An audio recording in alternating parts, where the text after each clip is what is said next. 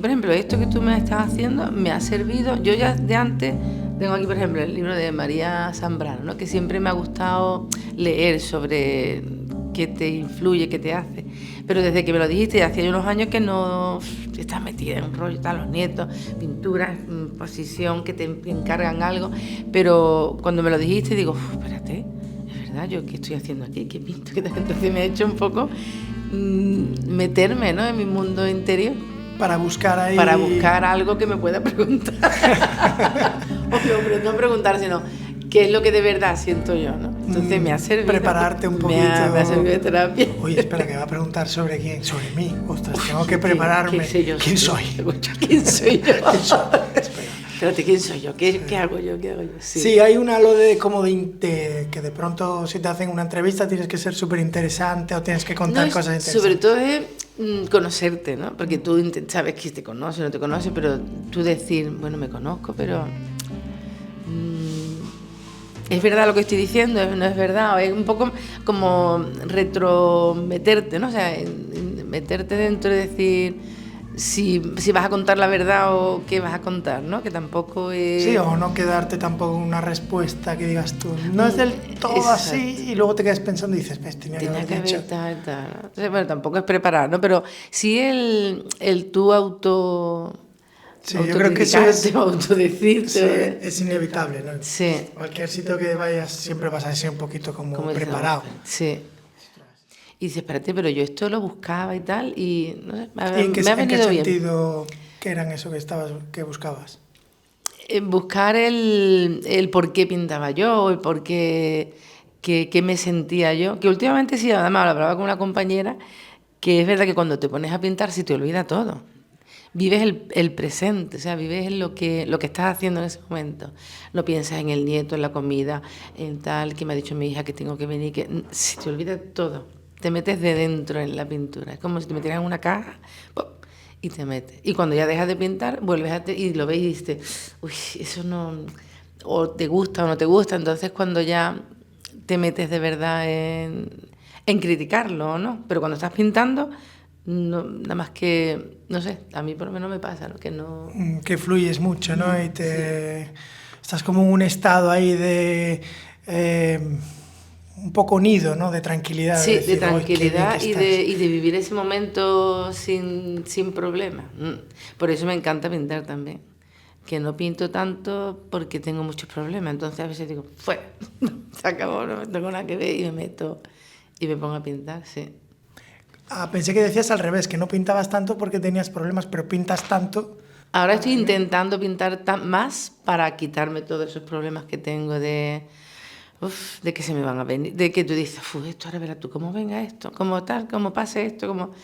Y dices, bueno, no tiene que pasar, ¿no? Sino sí, como que anticipas mucho, en plan, ostras, prepararte para esto que puede venir. Sí, la vejez también te da mucha inseguridad. A mí lo que me da mucho miedo es el no ser autosuficiente, ¿no? Es lo que más miedo me da. De depender de algo, ¿no? De gente, sobre todo. Y no poder tú tirar para adelante. Yo además que soy siempre muy activa, muy hacer las cosas a mí y tal, pero bueno, es así. Y te ronronea un poco ese pensamiento así de...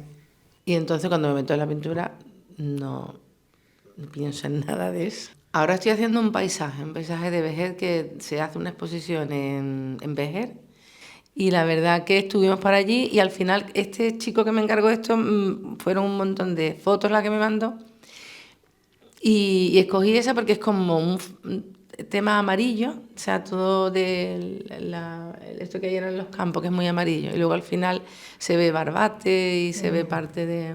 O sea, que no se ve Vejer, sino que es desde Vejer. Sí, vale, desde un mirador que además después con Alberto, el marido de Rosario, me dijo eso, y dice, pues esto es desde el mirador yo salgo de mi instituto y veo eso. Entonces ya fui allí, estuve viendo. Sí, que se ve toda la desembocadura del Barbate, ¿no? Exacto, del río Barbate, se ve todo el Retín, hay además una finca que está un poco en segundo plano, está el primer plano amarillo, un segundo plano con una finca, y ya al final se ve toda todo el mar. Y la verdad que me encanta, me recreo mucho en ese tema de...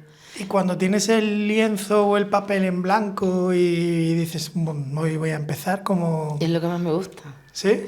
Sí, además yo empiezo con carboncillo.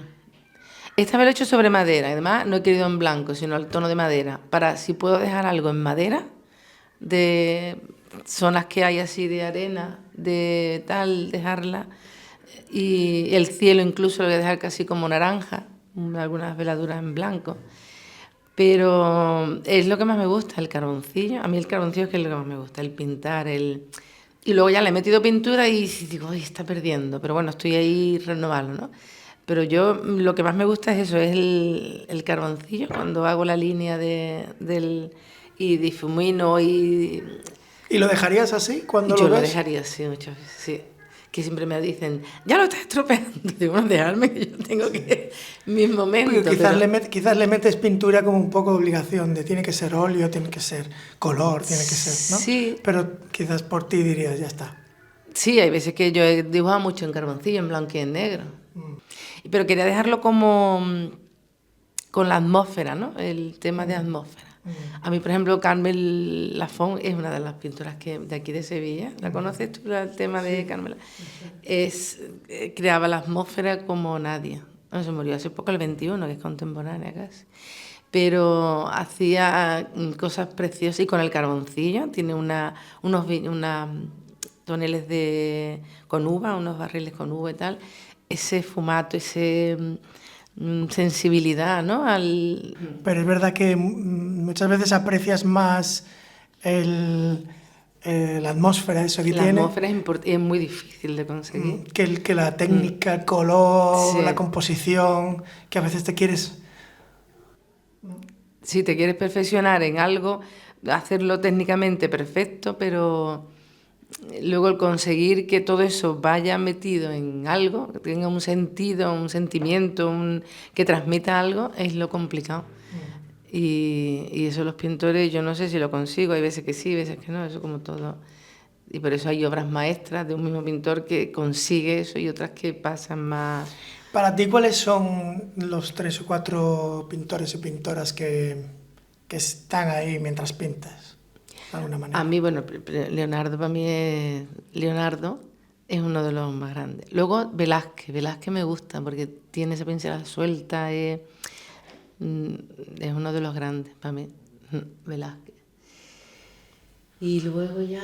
Velázquez, cuando fuimos en Semana Santa fuimos al Prado y te sobrecoge mucho. Algo... Yo le mandé a Bersabé, le mandé una foto chiquitita de la fragua de Vulcano, chiquitita, así unos pies. Y digo, detalle, a ver si lo reconocí. Y dijo, ¡oh, mi fragua, mi fragua! Y digo...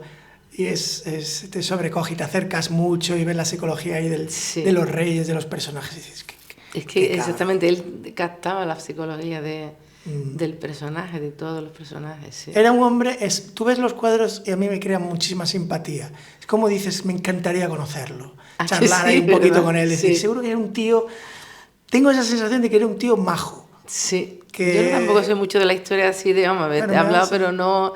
Pero tiene que ser, sí. Yo, el profesor que tengo así de retrato, que ahora he dejado de ir, pero vamos, y lo que más le gusta es Velázquez, lo que te enseña para el retrato es a base de la pintura de Velázquez, ¿no? Que pintaba con su paleta tan sencilla, pero a la vez que con pocos colores te combinaba, bueno, los rojos, el vermellón típico de él, pero no era una paleta de tu decir, ¿no? Sino... pero muy sobria, digamos. Muy... Pero con una... qué manera de plasmar lo que quería, de verdad. Eso es... Yo tengo muchísima curiosidad por saber cómo fue el momento más o menos, o la época en la que tú te diste cuenta que la pintura era algo, el dibujar era algo que te gustaba, que era algo especial para ti. Yo creo que desde pequeñita, siempre me ha gustado mucho el crear, el hacer cosas y tal.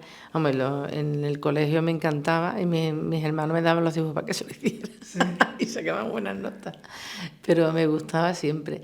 Y luego ya, de mayor, yo empecé tarde a estudiar el instituto y tal, y siempre estaba ahí. Y además, cuando yo estaba en el instituto, me preparaba en la Escuela de Arte de aquí de Cádiz, para entrar aquí en Sevilla.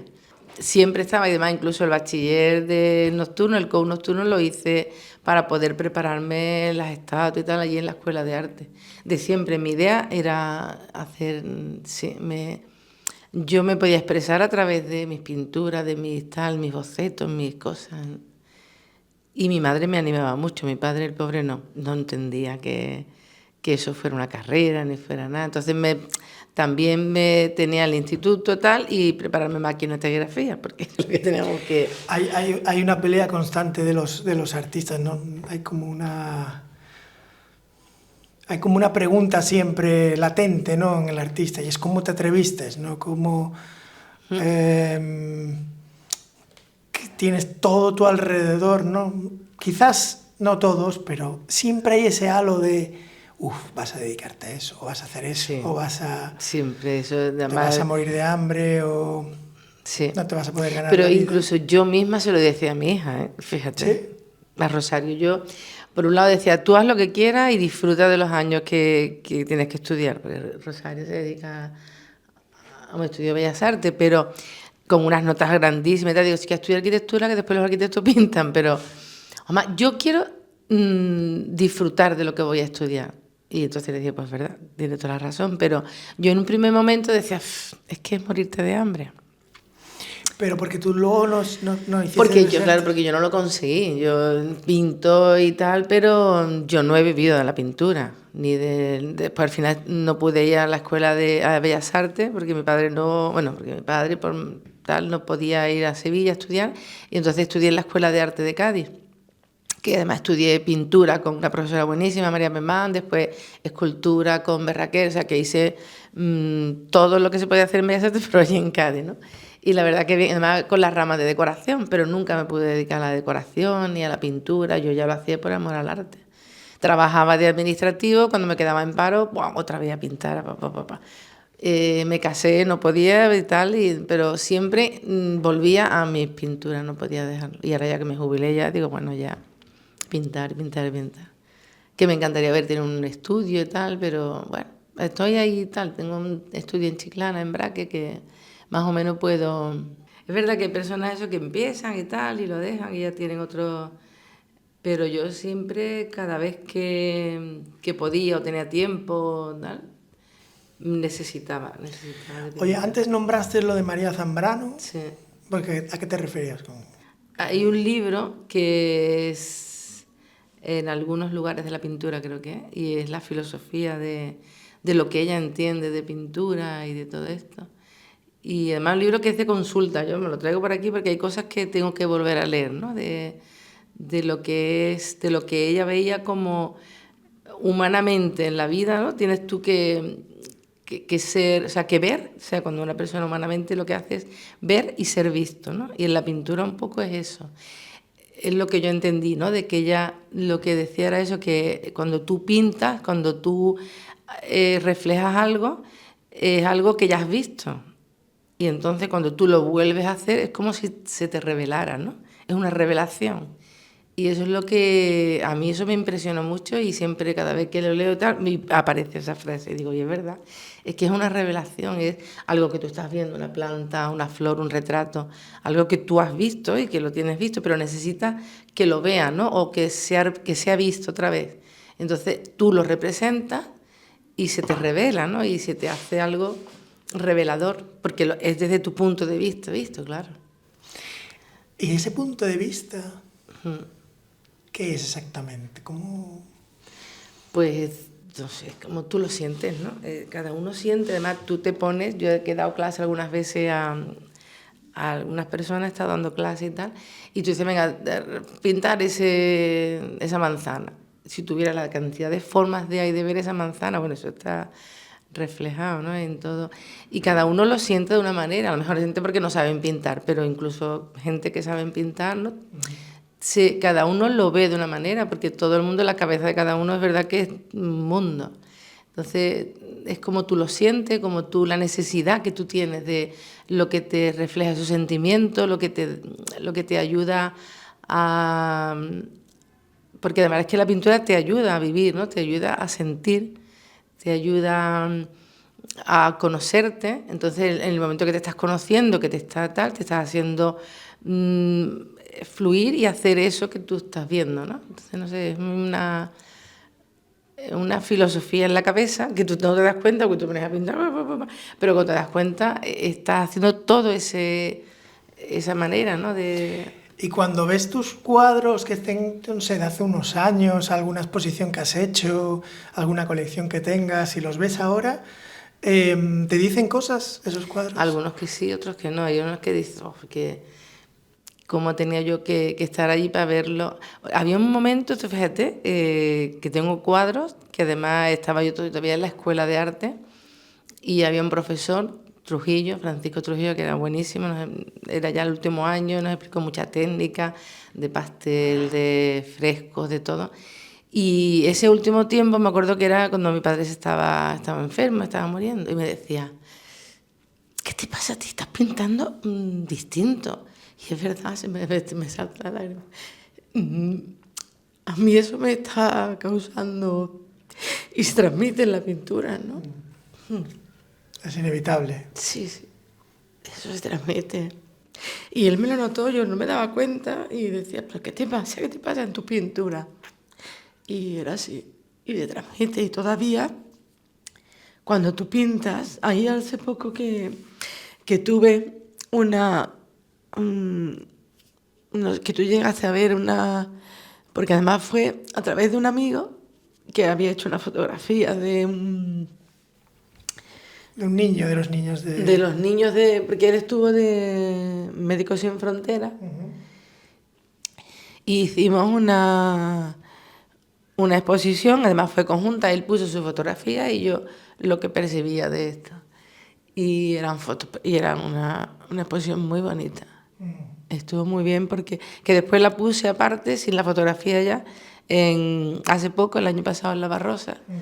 Y además está muy bien porque la pintura sirve para eso también, la cultura. La pintura sirve para transmitir y que se vean cosas, ¿no? Que existen, que pasan en el mundo, y que vamos tan corriendo que no nos damos cuenta. Entonces, esa mirada de esos niños, porque eran niños de Haití, de Angola, y también hice escultura de mujeres así. ¿Qué crees que fue lo que te llamó la atención de aquellos rostros de esos niños? Fue como una llamada, no sé, fue el querer que se vieran esa vivencia de que este señor había fotografiado, ¿no? Que se viera desde otro punto de vista. A mí me capturó eso, las miradas, la forma que hay de vivir, que tampoco es que sean más pobrecitos ni más...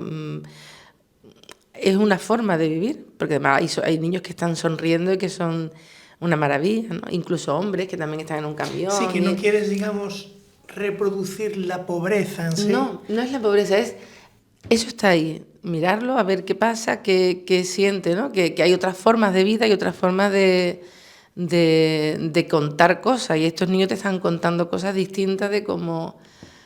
que además eso, fíjate, yo no lo había vivido, porque lo que te decía antes, tú tienes que vivirlo, tienes que respirarlo, pero esa foto fue como si me llevaran a ese sitio, ¿no? Hay veces que te pasa eso también.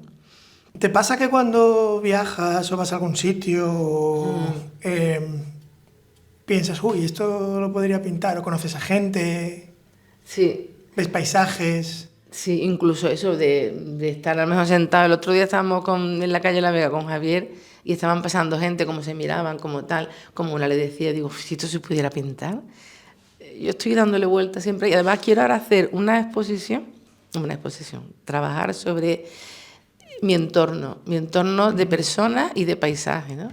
Pero mi entorno no una fotografía de tal, no, sino lo que me transmite a mí, a lo mejor es una silueta o es algo así, me gustaría, pero...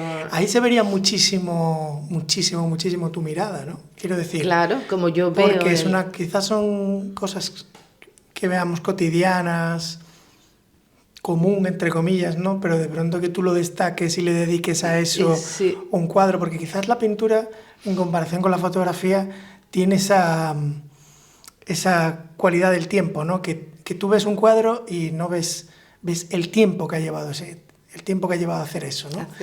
Y eso es lo que te suscita también, aparte de la técnica, te suscita mucho respeto, decir, bueno, a saber cuánto tiempo es que ni lo sabes, sí. ¿no?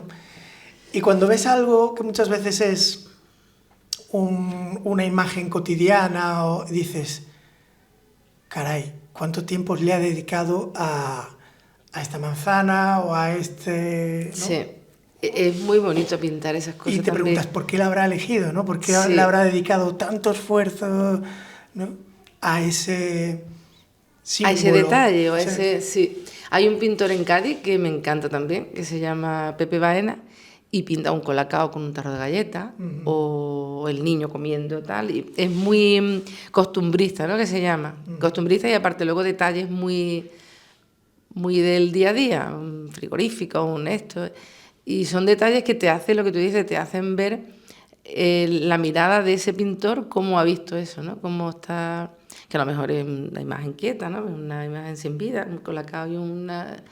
Pero te hace pensar el por qué, ¿no? Ha transmitido eso, porque que también eso se queda en el tiempo, lo que tú dices, porque nosotros conocemos el arte, gracias a la pintura y tal, la conocemos y conocemos lo que pensaban los del arte rupestre, el sentimiento que le daba ese bisonte, todo eso te transmite, ¿no? Y se queda en el tiempo. Bueno, ahora ya la fotografía también más, pero a través, como tú dices, de una mirada de un pintor y pasar por las manos y transmitir, ¿no?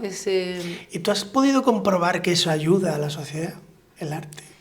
Yo creo que sí, ayuda. Bueno, en el momento en que tú eres auténtico y te conoces a ti mismo y estás transmitiendo a través de tu verdad, eso tiene que llegar al otro. Y el otro tiene que, yo creo que se recibe con... por lo menos para conocer al otro, ¿no? O sea, tú te conoces a ti y puedes conocer al otro y puedes transmitir, ¿no? Eso que tú estás dando. Y ese sentimiento y esa forma de tú darte a conocer, yo creo que siempre ayuda. Ya no solamente por mí, sino otros pintores, otra forma. Eso, por ejemplo, que yo he hecho con también se hace con el tema de igualdad, el tema de cualquier tema reivindicativo en la pintura ha tenido mucho hincapié, ¿no? En la historia, siempre ha servido a la historia, ¿no? Para ver cosas que a lo mejor y se han quedado ahí. Entonces a la sociedad tiene que, incluso, bueno, también existe, aparte hablando de otra manera, el tema de la arteterapia, lo que es el arte ayuda mucho a sociabilizar, porque tú estás a lo mejor en una clase de pintura y estás viendo, tienes algo en común en que te transmite, te da, ¿Y echas en falta que hubiese un poco más, o crees que en la sociedad en la que vivimos hay suficiente...? Yo creo que incluso desde los colegios se valora poco la creatividad, que es tan importante. Si las personas tuviéramos ese punto y activáramos ese tema de creatividad, el mundo sería distinto. No nos quedaríamos en las maldades, sino en ver las cosas desde un punto de vista, no sé cómo decir, de lo que es la creatividad, ¿no? El dedicarle tiempo a eso, a ti mismo, a tu cabeza, a lo que te dice, a lo que te... Y eso te tiene que ayudar, eso es bueno. Pero como que estamos muy inmiscuidos en el trabajo, en conseguir dinero, sí, en ¿no? el trabajo, y sobre todo ahora tomen los medios, los niños están todo el día con las maquinitas, eso puede ser creativo, pero un tiempo no creo yo que eso sea muy bueno, esas pantallas donde te lo dan todo, no tiene... ¿Por qué? Porque te limita la creatividad. Pero qué bonito es mirar, ¿no? Por ejemplo, exactamente. Y qué poco miramos, ¿no? Muy poco. Tú ves, yo me acuerdo cuando empezaba a pintar, cuando empezaba yo ya a dar, tenía yo 14, 15 años, yo veía y decía, jolín, pero es que la puesta de sol, ¿cuántos colores tiene? Eso eso es creatividad, eso es hacer al niño o a la persona, al que sea, decirle, venga, mira, que es verdad, que hay luz, que hay colores, y muchas veces no nos damos cuenta, es que vivimos enfrascados en pantalla. Yo veo últimamente en pantallita. ¿Cómo estás viviendo el presente de ahora? ¿Cómo lo estás viendo? Bueno, yo desde luego estoy en un momento de tranquilidad, de paz, intentando además eso, conseguir un equilibrio con meditación, con cosas que ahora se lleva mucho, pero es verdad que ayuda muchísimo a la meditación, el tema este de pararte, de vivir el presente, que se dice muy fácil, pero es complicado. Yo en la pintura lo consigo a veces, no, me lo consigo cuando me meto en la pintura, pero ves a tu alrededor y comprende, porque yo cuando era joven veo a mis hijas y las veo y digo, claro, es que yo cuando era joven también, ¿no? Tenía esas ganas de hacer y tal, y te pierdes un poco, ¿no? En la vorágine, pero yo creo que sí, que la vida tiene muchos elementos para ayudarte a seguir viviendo. No sé si feliz, sí, feliz, porque la felicidad es un poco la búsqueda, ¿no? de algo que te haga sentir bien con los que tienes alrededor, y tenemos muchas herramientas y mucho. Luego ves eso, el mundo, las guerras, el tal, y dices tú, Dios mío, eso. Lo ves, te duele, intento de no ver muchas noticias porque es desgarrador, es muy duro ver estos niños en Gaza, en tal. Y hay veces que lo pienso y digo, bueno, ¿qué puedo hacer yo? Si no puedo hacer nada y lo que hace es martirizarme y empequeñecerme. Paralizarte completamente, ¿no? Te paraliza, ¿no? Exacto, entonces intento de no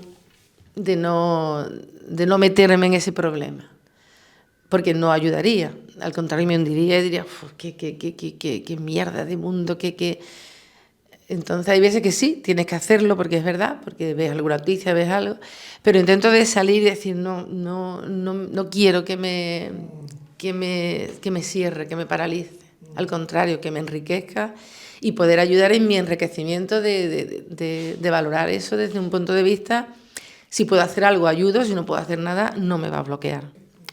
La idea original que tenía, o sea, la idea que quería hacer era hacer la entrevista en la playa de Cádiz. Poner una mesita de estas de playa, pero que no hubiera gente, ¿sabes? Estos días de playa ahí que ahí puede haber viento, pero que no hay nadie ahí. Como unas dunas, estas dunas. Unas dunas, sí. Digo, y ahí tiene que ser un... Pero claro, me puse a pensar cómo lo grababa, dónde enchufaba las cámaras, tal. Y es complicado, si lo haces solo es complicado. Pero yo como que me imaginaba ese entorno y digo, guau, es que es... ¿Cómo decir? El paisaje ese te dice te envuelve mucho, mucho. Sí, la verdad que sí.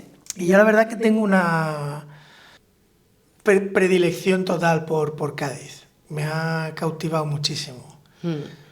Yo nunca pensé que me fuera a pasar. Yo siempre que veía Cádiz digo, ya está otra vez con el carnaval, esto está pesado, el carnaval. Pero después cuando llegaste... Pero de hecho no me llamaba, nunca me llamaba, tal.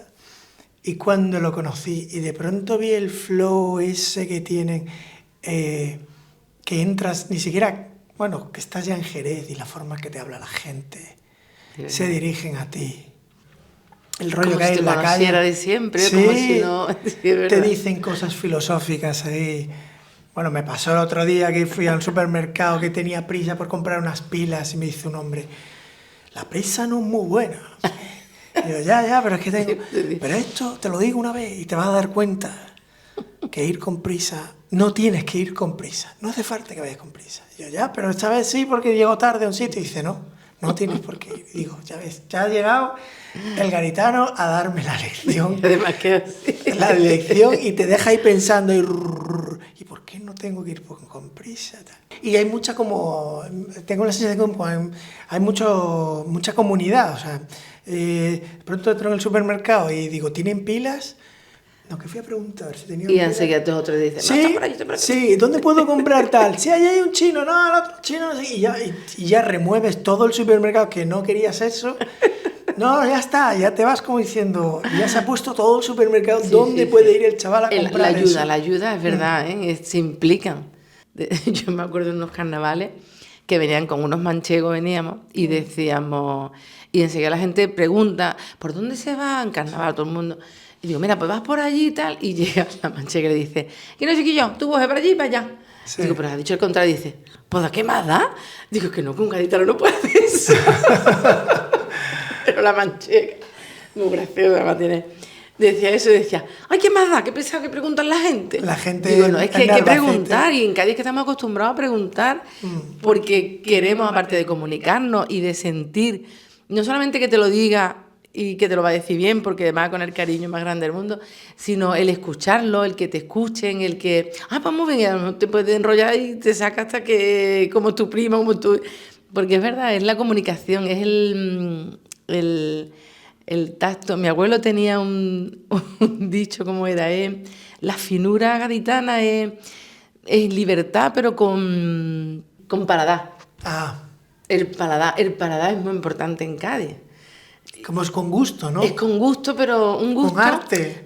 Diciéndotelo y con cariño y con... Sí, saboreándolo. Saboreándolo y con arte, con delicadeza, con mucha delicadeza, porque tampoco es tratar así de... No, con delicadeza, con paladar, que tú te sientas bien, ¿no? Como si me lo dijeras a mí mismo, pero te lo digo a ti, ¿no? Porque también yo creo que la brisa del mar, como dice mi abuelo también, esa brisa del mar tan suave, eso nos va calando, lo tenemos metido en el cerebro. Y es verdad, esa dulzura marina, es verdad, es que es muy especial, es que lo tienen todo. El aire, ¿Tú tienes mucho orgullo? ¿Te sientes muy orgullosa de Cádiz? Yo muy orgullosa de ser gaditana y además de la estirpe gitana, que eso me encanta.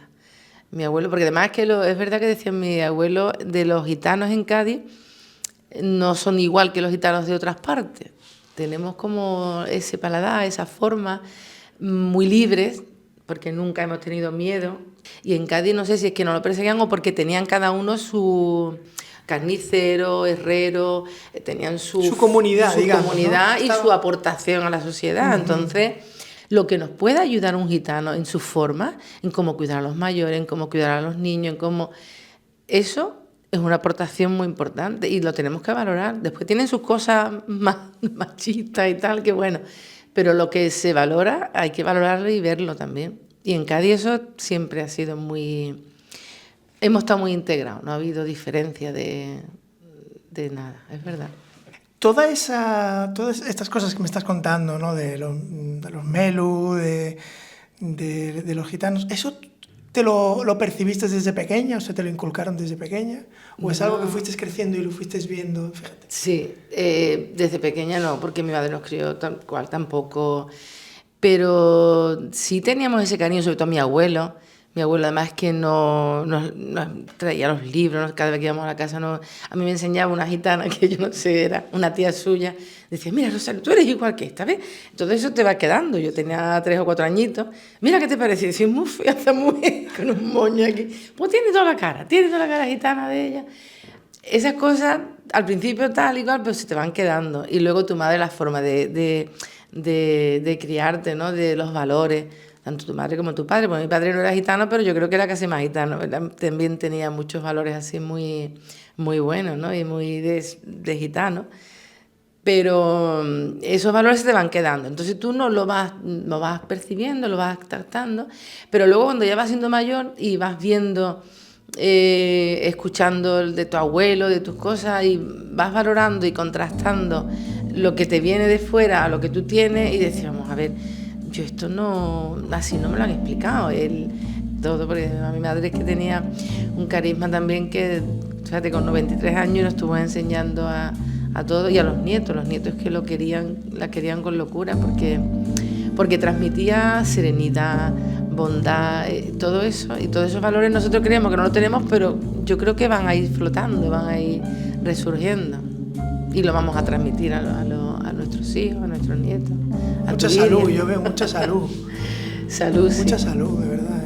Salud mental. Mental, porque además es que es verdad que esa todo... tranquilidad y esa filosofía de vida al final lo que te da es mucha salud. Mucha salud. Y además es que cada vez está más visto que las enfermedades son generadas por lo que... Piensas y... Sí, el estrés, las maldades. Y en mi familia yo creo que maldad nunca ha habido eso, no, nunca. Esas maldades, esa forma de vivir, no. Hemos vivido con mucha libertad, muy abierto, eso sí, lo tenemos por orgullo, la verdad que sí. Pues muchas gracias, Rosario. Gracias a ti. Vamos a comer. Vamos a comer, venga.